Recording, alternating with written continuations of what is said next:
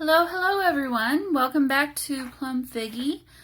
Today I wanted to share this book that I've made for my Aunt Connie for her birthday. So this is just going to be a project share. This is not going to be for sale. I'm going to be shipping this off to her today actually. So I wanted to get this filmed and show everyone what I've been working on in the last week or so. So just quickly, it's kind of an autumn themed journal, but not, I don't know, I guess it depends on how you look at it.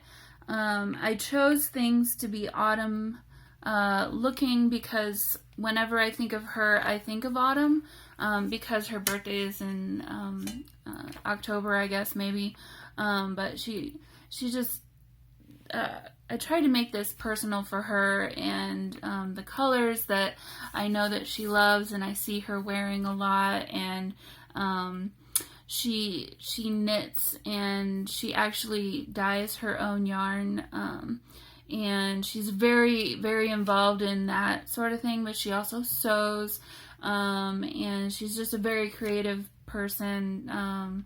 So I knew that this journal would be a great gift for her because I think, you know, she could use it for planning her colors maybe, or putting samples of her yarn in here, or just drawing, or just writing, you know. She's got an awful lot going on just like everyone else, and it's good just to get stuff down onto paper sometimes, right? So anyway, quickly go through this for you. I forget, let's see, 5.5 wide by 8.5 high. So it's about the same size of journal that I typically make, just maybe a little shorter this way. But it's a really nice size. I ended up making the spine a little bit wider. I have a problem, you guys. I put too many papers in there because I love all the paper. I can never decide what I want to keep, and then I end up just keeping it all. And then I find more, and yeah, it's an issue. I need to work on that. Okay, so kept the cover, the same cover. I didn't do anything to the cover besides glue on this fabric. I layered a piece of just cotton that I've frayed, and then some lace, and then this is kind of like not corduroy, but probably an upholstery fabric. It's kind of like a grayish brown. On the spine, you can see I've added vintage buttons. I love vintage buttons. They just make me happy. I hope that this makes her happy too. There's a combination of some wood buttons. These two aren't vintage, but everything else is. Wanted to get the different colors of fall, so I've got some olive greens in here, some purples, some reddish brick red, and then there's some pinks in here too. Those are my favorite colors of fall. There's a little bit of orange, but yeah, I stuck more with the reds and the aubergine color. Aubergine? I don't know if that's the right word. But so then here's the back, and then just, you know, this is a little bit more frayed, and then I need to go back through and fix this. It's got some glue on it. The bottom, it's got some fraying here.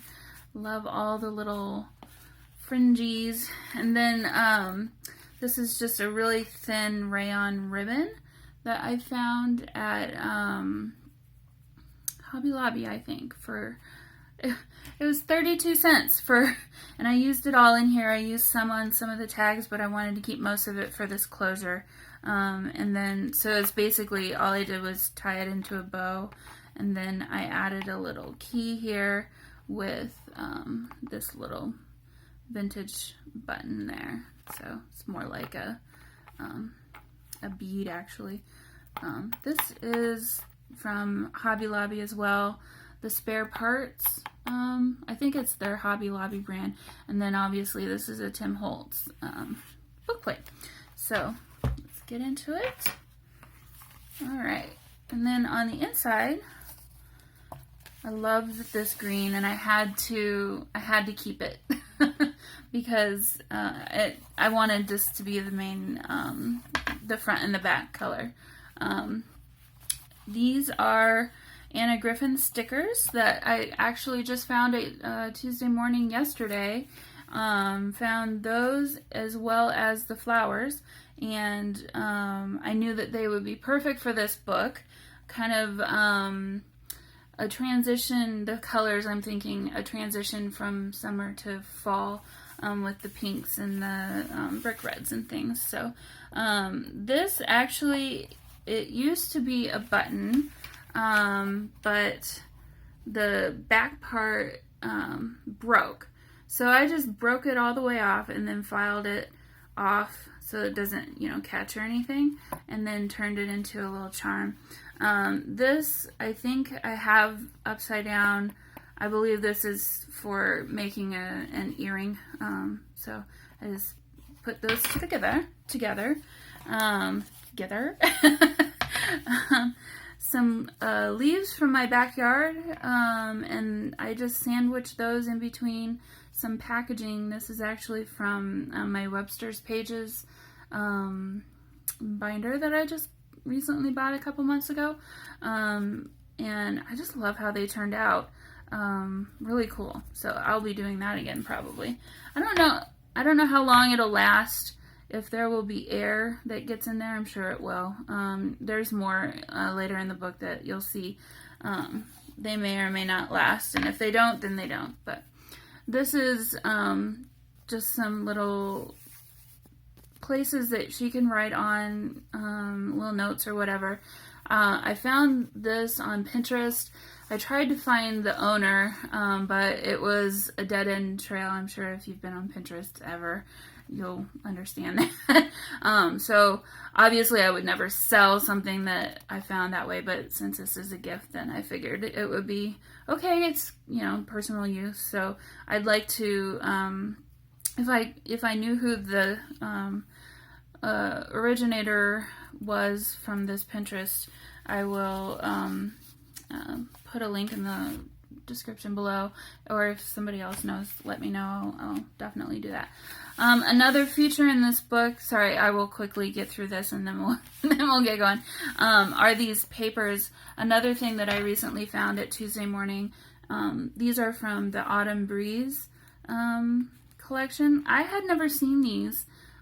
Here's the number in case you might want to look it up. I had never seen this paper pad before, but I absolutely fell in love with it, and when I saw this, I knew exactly I needed to get this and use it for my aunt's book. So this page right here, it just spoke to me. I just wanted this to be the first one. So on the backs of each of those pages, I did some staining. I used some Tim Holtz Distress Stains and just mixed that with some water, and then just kind of did the smushing technique. I realize now it kind of looks like cow.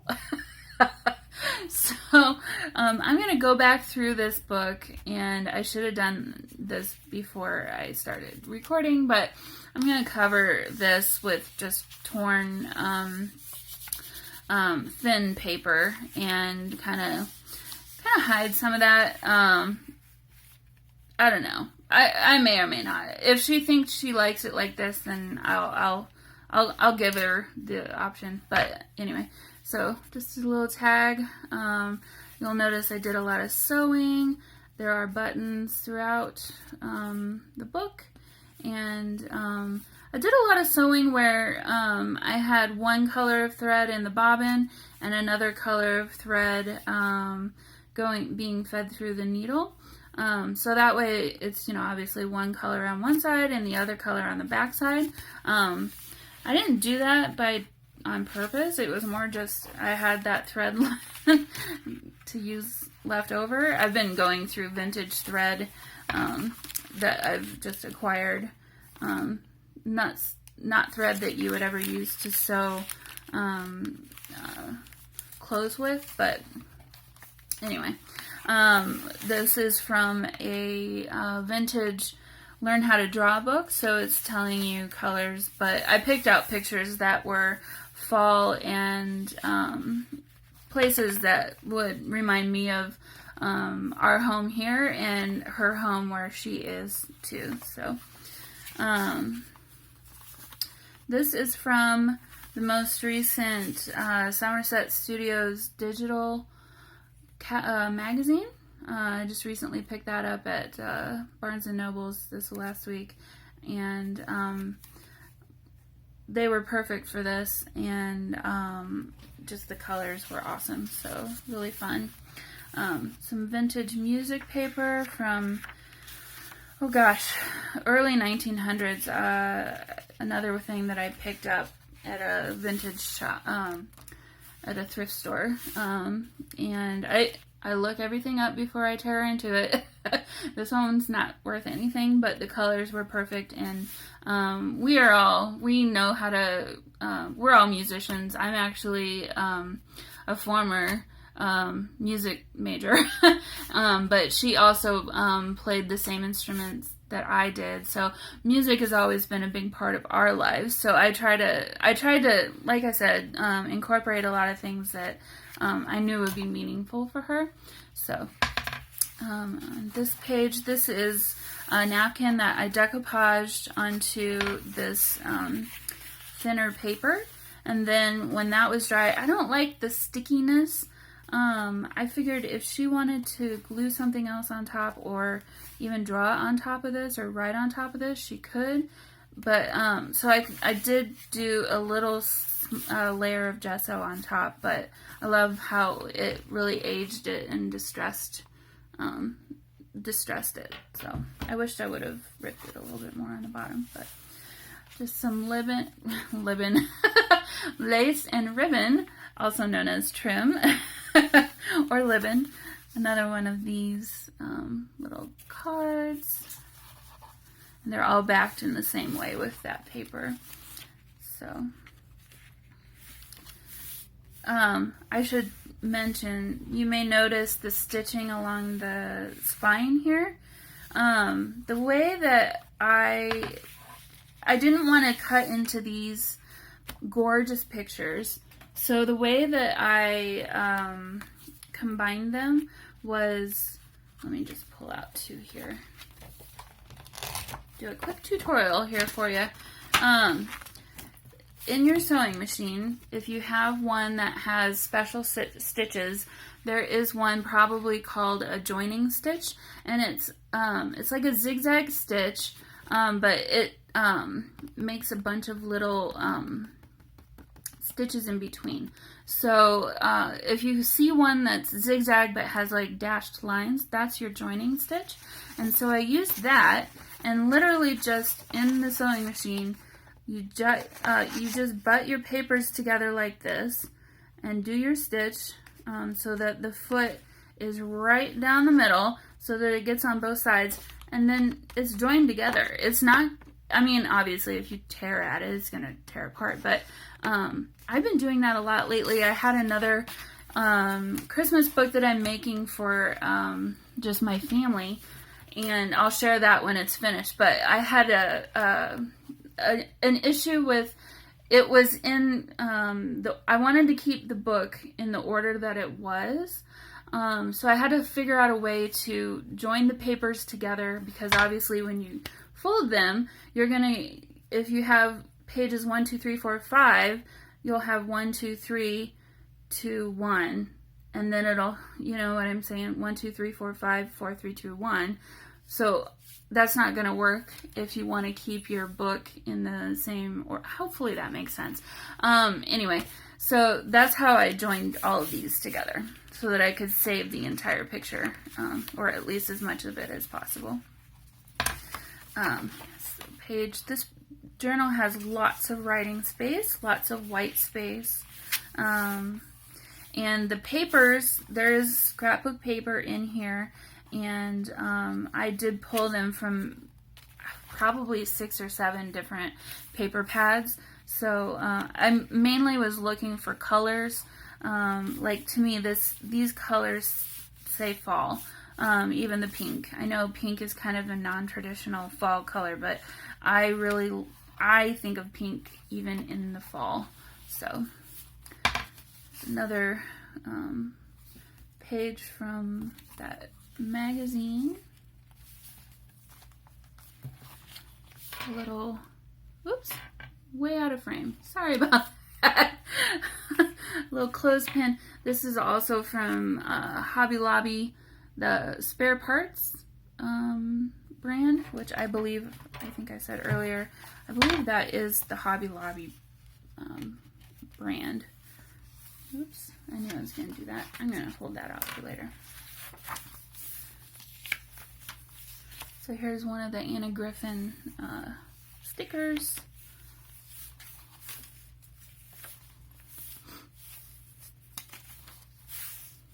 And the other half of that napkin. I found this napkin at Tuesday Morning yesterday as well. So I'm sorry I don't have them in front of me here. But your Tuesday Morning should have those. I love this trim so much. I had a little tiny bit of this lace left. Not enough to make a full page pocket, but I thought how cute a little pocket up here would be. So inside is just a little tag, and then on the tag, or on the lace, I hung this little vintage wooden button on a clothespin there. Some tea-dyed index cards. Really got some great stains on those. Another one of these tags.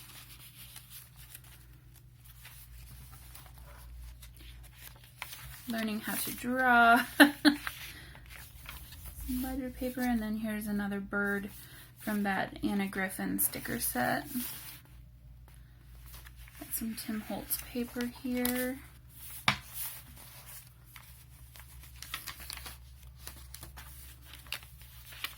Did a lot of sewing. This is just from a cut apart from one of the scrapbook notepads that I was using the papers from. Wanted to do a lot of sewing. I enjoy sewing. I think it adds something special to your books. So some scrap. This is from the Target Dollar Spot. I love the colors, the gray and the yellow. Went really well with this book. And then I just added a little Anna Griffin sticker on the bottom. Just as another place for writing, journaling. This lace is vintage as well. Found this at the thrift store along with these buttons at the same time. This is just a book page from a really old book, Euclid's Elements. Something else about my aunt, she is an architect. So math and drawing and geometry and all that, she's very well versed in that. Oh, and then just a little charm made from a vintage button and a little maple leaf there.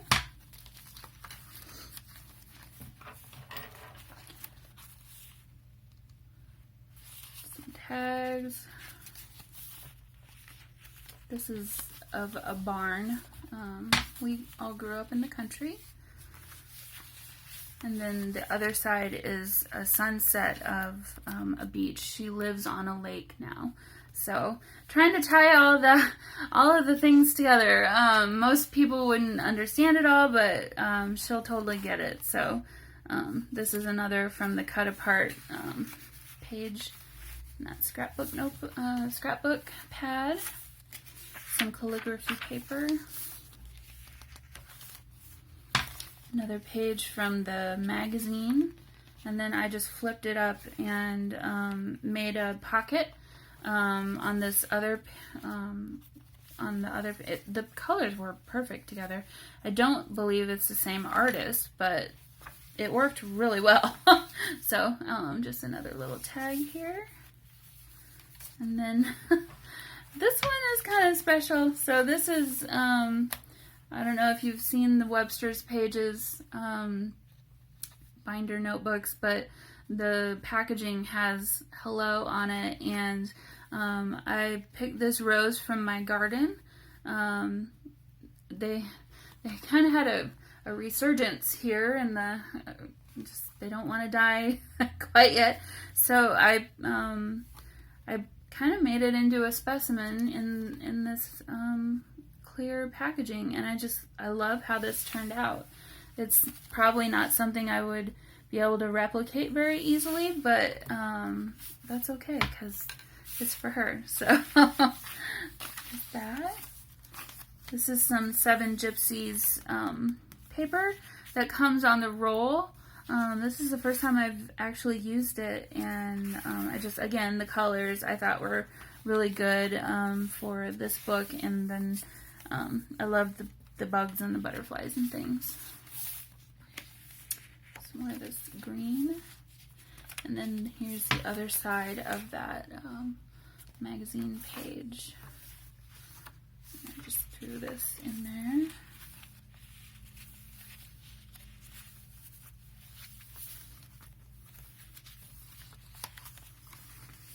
Oops.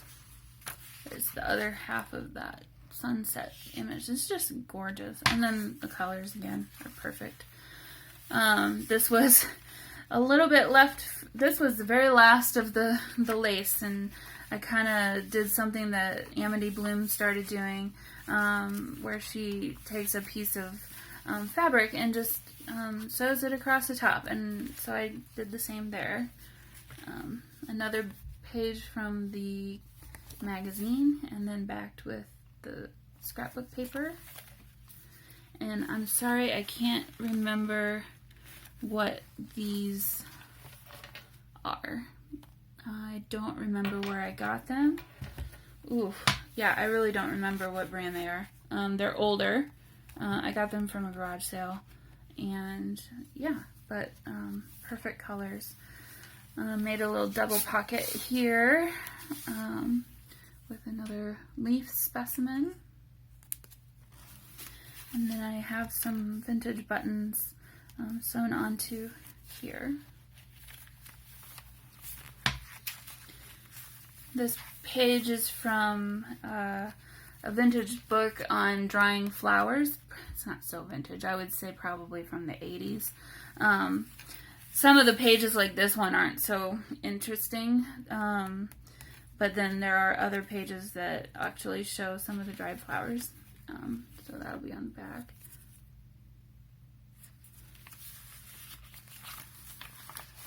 So got some of the colors in here again. Ledger paper. That's the end of this. Oh, there's 5 signatures in this one, you guys. I was gonna do it with 4, but no, I was like, no, it needs to be thicker. So 10 pages of 10 pieces of paper in each signature, 5 signatures. So if you want to do the math, you can figure out how many pages that is to write. Some foiled vellum. And then this is, I printed, no. So this is grid paper that I first coffee dyed, and then after that I printed these butterflies, again from Pinterest, and I'm sorry I don't know where this one came from. But the funniest thing is my printer was running out of ink, so the colors are way off from what they should be. They're kind of a blue and black, but that's okay. I thought it turned out really cool. So there's a magnolia leaf, still green, turning brown. I don't know how long it's going to stay green. It might be brown pretty soon. Again, I think there's probably going to be air getting into there, so it would definitely cause the leaf to go. Book from Edith Holden? Yes, Edith Holden. This isn't the typical book that everyone uses. This one is from, the nature notes of an Edwardian lady. I think everyone typically, no, this is from Garden Notes. I have 3 or 4 different ones. This one is from Garden Notes, where each month has the same picture repeated, and then I haven't read the book yet, but then I think you're supposed to write notes about your garden in it. So there's that. Another page from the magazine. And this is just a guest check that I bought at, I bought a pad of these from the Dollar Tree, and coffee dyed them, and then backed with scrapbook paper. Put some buttons on there. It's a little vintage button on, I don't know if you can see that. It's a really pretty burgundy color. And then another little tag with the bumblebees on it. Okay, now this book, this is from Janet Marsh's Nature Diary. So kind of mixing the Edith Holden with the Janet Marsh. Another very talented woman who was a wonderful artist, along the same lines as the Edith Holden thought of going out into your garden and in nature and sketching and writing about it. So it's a petal from that rose. I had these little pieces left over, and I thought, oh, what a perfect size to put one of the petals from that flower on in. So I did that. There's a little, trying to keep this not so long. Here's a little charm of a bird. I don't know if you can see that. Let me take this off. So it's just a little, there we go. Sorry, out of frame. A little sparrow with another little charm that says peace. And then this is just a piece of leftover cardstock that I've put on the bottom of this page here.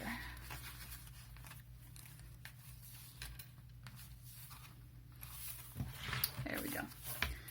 Okay, and here's the back side of that butterfly and moth paper.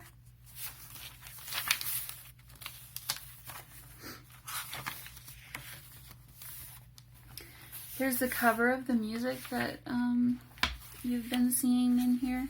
So this is why I chose this one. And when you read the words of the song, it kind of makes you think of autumn. So loved this color. This was just perfect. And then here I made a bookmark from the magazine page and the 7 Gypsies, and in between I just sandwiched some scrapbook paper to make it a little bit sturdier. But I thought this could be a great bookmark for her to mark her place, or just to keep as decoration. Do that too.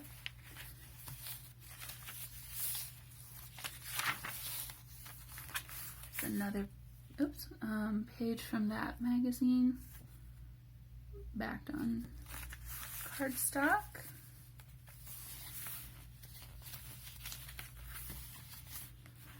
Another little tag here with some buttons on it.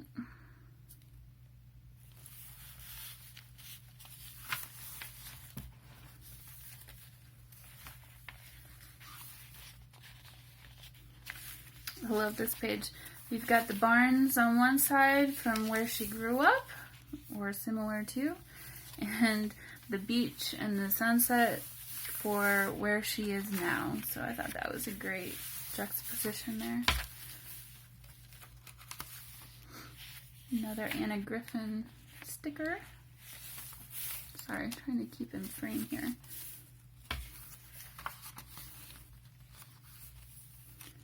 And then here's another vintage button. It's kind of a peach color.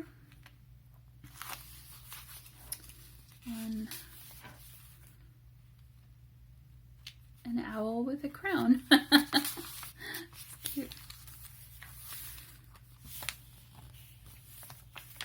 It's more of that drying flowers. She's going to learn how to dry some flowers.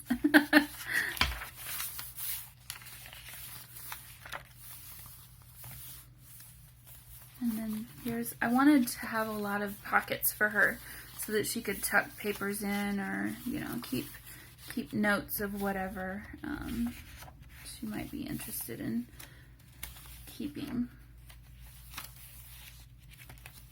There's another page from that magazine. And then another one of those clothespins. This is just some lace that I made into like a little pocket. A note, index card, and then another leaf specimen.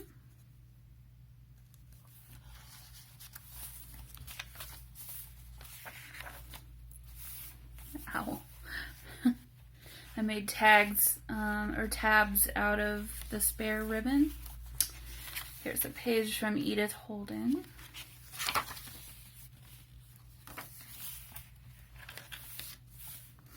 This is just a double pocket tuck spot. Another print off that I found on Pinterest. I turned into this pocket here. That's the back side of the magazine.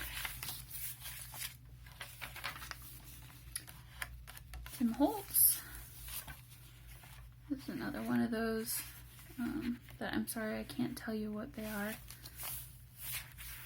This just to me says fall. This paper right here. Oh, and there's another bird. Okay, so this actually, when I was dyeing this paper, this was coffee dyed paper. It had ended up having hole, so I just took, and it was a fairly big hole. So I found two stickers. And sandwiched them in between, so you would never know if I hadn't have told you just now.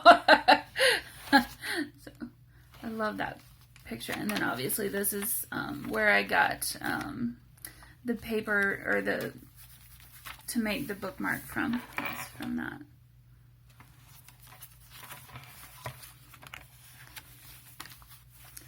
There's another specimen.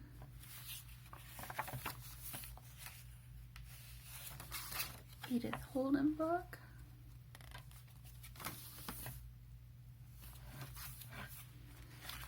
This is a charm that I've had for many years. It's an acorn, and it's metal. It's maybe silver, sterling silver.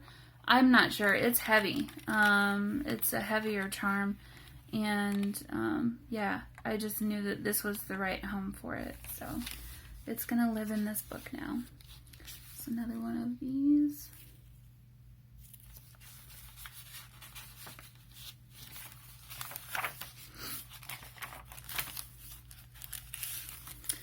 I ran out of the packaging, so I sandwiched this one in between tracing paper. This is also from my yard. This is a Japanese anemone, and I thought this turned out really sweet.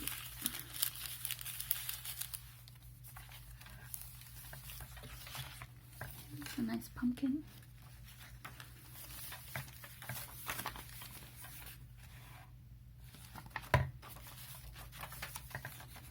Some music paper.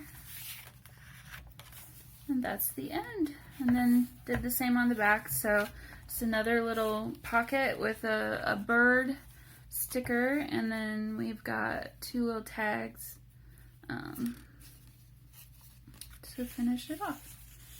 So there you go. I hope you enjoyed this walkthrough of my aunt's birthday gift. And I hope you all have a wonderful week. Bye!